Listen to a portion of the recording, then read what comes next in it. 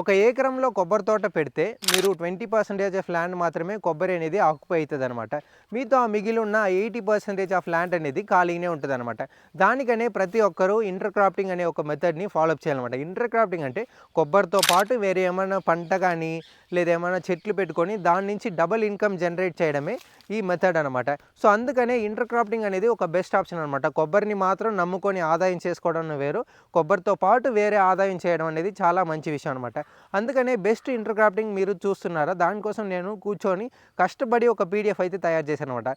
ఈ పీడిఎఫ్లో మీరు కొబ్బరితో పాటు ఏమేమి ఇంటర్ క్రాఫ్టింగ్ చేసుకోవచ్చు, మీకు అది ఎంత ఇన్కమ్ వస్తుందనేసి మొత్తం వివరాలు ఉన్నాయన్నమాట. ఈ కొబ్బరి తోటలో చూసారంటే మామిడి పెట్టారు, మామిడి మాత్రం కాక అన్నీ మీకు అనేది పెట్టచ్చు అనమాట.